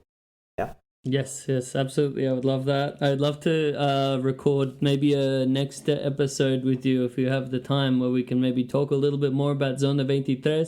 Maybe we can talk a little bit more about Black Terry. These are things I'd like to discuss with you more in the future. But you're right. I think it's the variety is the most magical thing about Lucha Libre. But maybe even more than the variety, it's the passion. And that was what I saw the most as a Australian gringo, coming and seeing Lucha Libre. Is that everywhere I saw it, from the heights of Arena Mexico or Arena Coliseo to even some of the matches on that Del Santo retirement show to Zona 23. I saw so much passion and people who this is their life and this is everything they love in life is Lucha Libre. And that to me is the coolest thing. And that is a style of living. I mean, this is not like a fashion. That is also the other thing that I feel kind of like, not bad, but I don't understand that people feel that this is just the moment of lucha. No, I mean, lucha is like waves and waves. You never know what is going to be with lucha, but it's always transforming.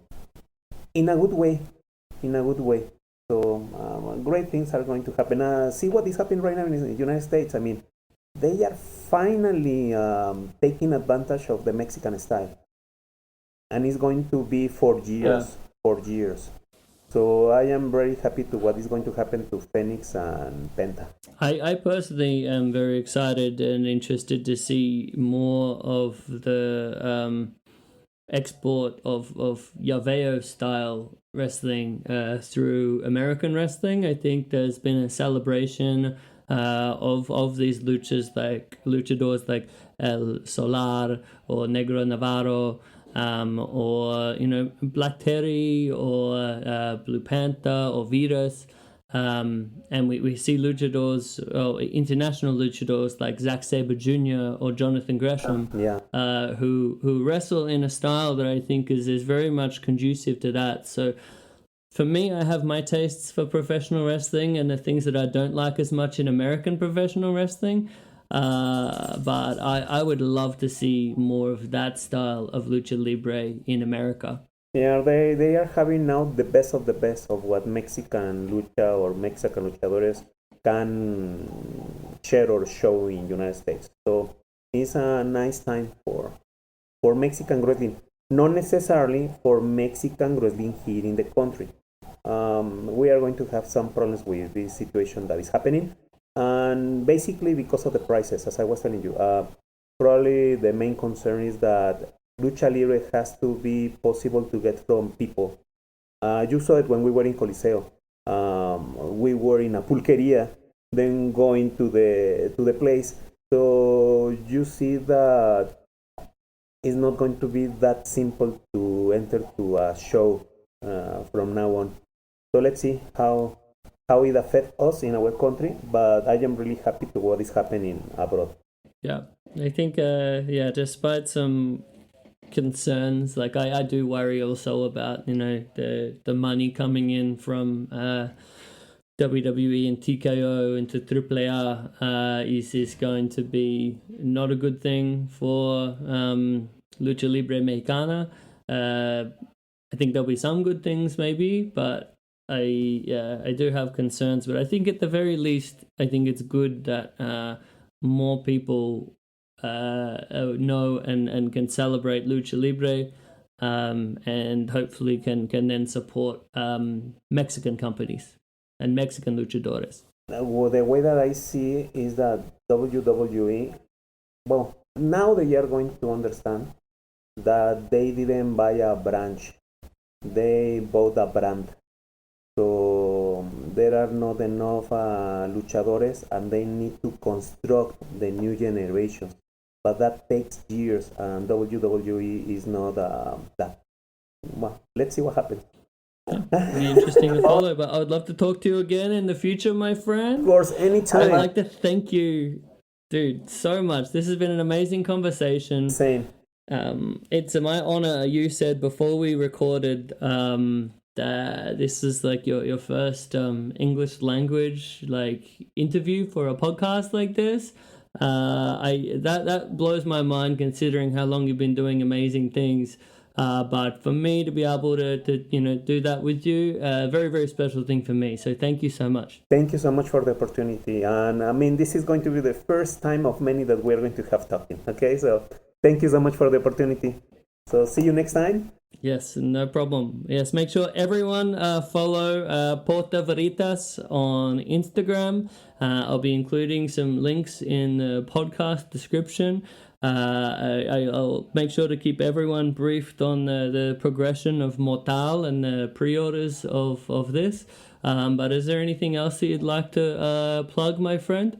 Well, just I don't know what else to say because we cover mostly everything, but I am really happy that we can have the same language of lucha and the same passion. So that is one of the things that got us together.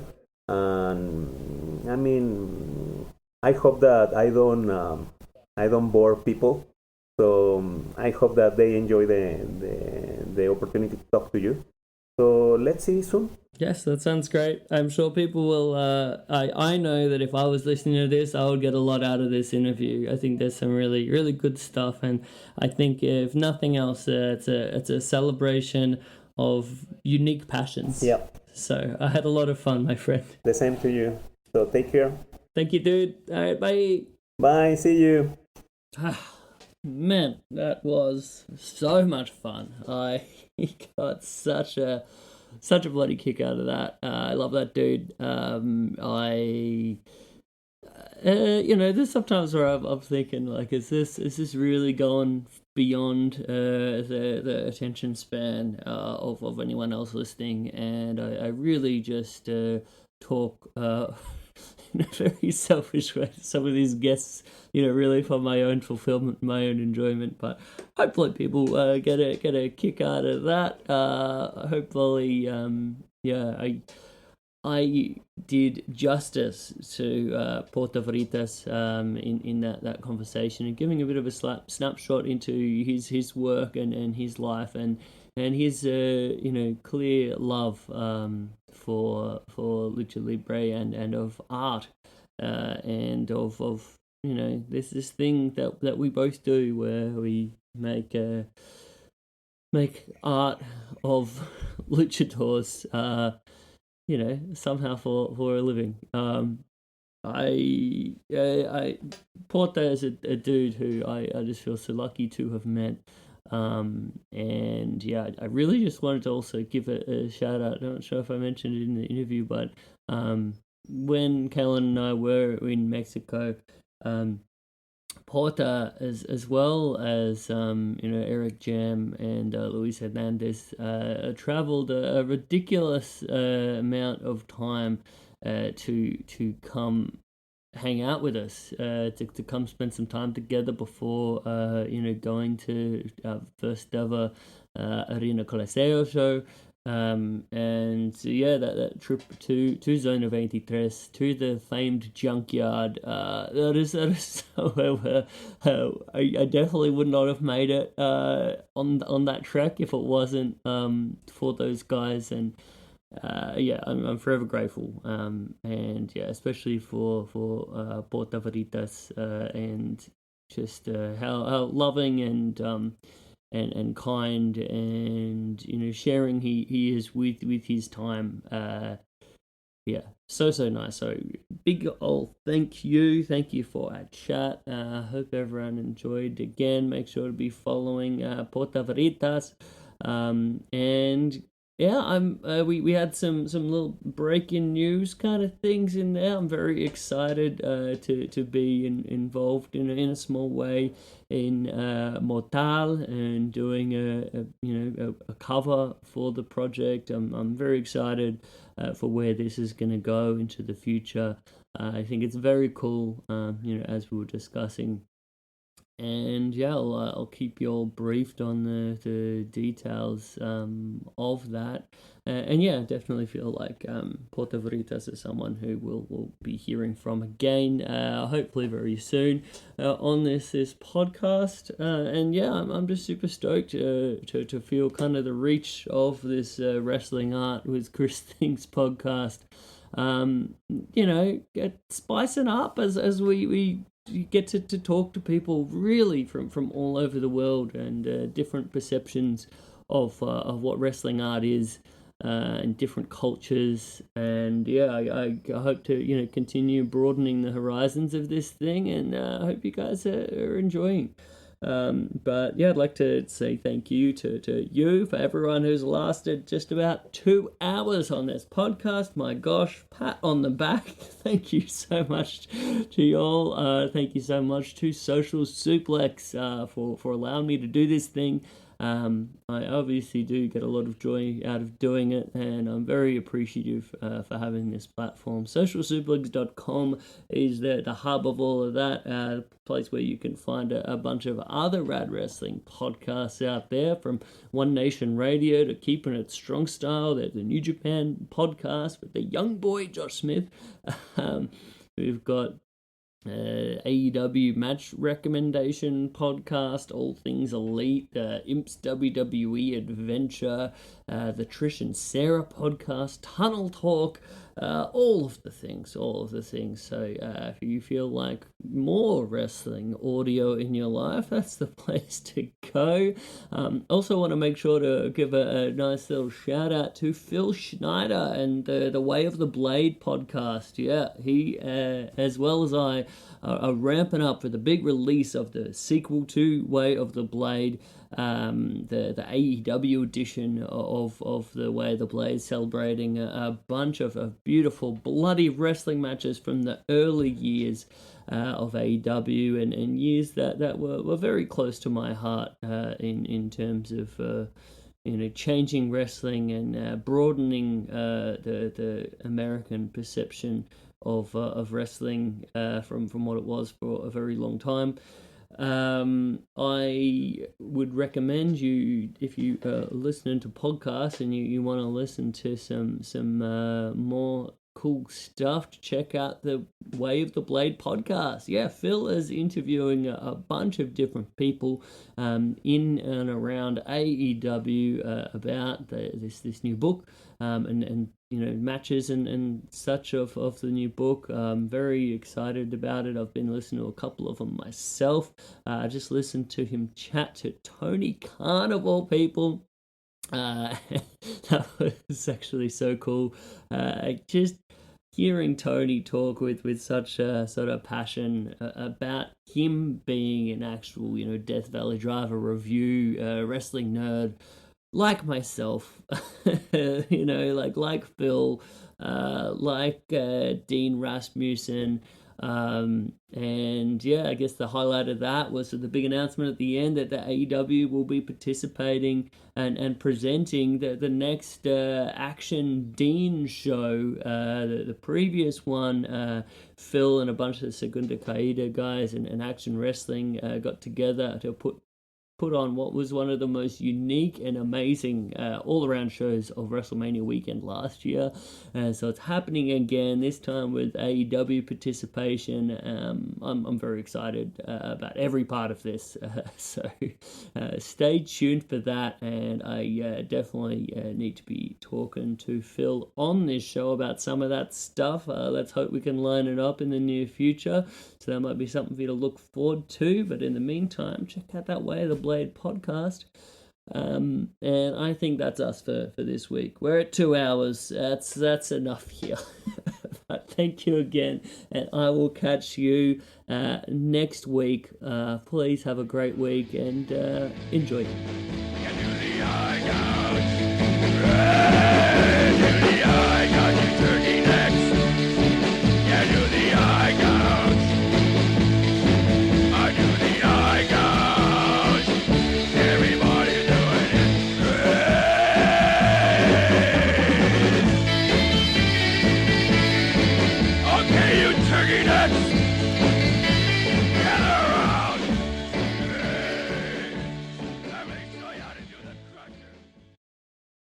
At Ritual, we're celebrating all moms this Mother's Day, current and aspiring. So whether you're looking for fertility support, natal choline, or our best-selling clinically backed prenatal, we've got you covered.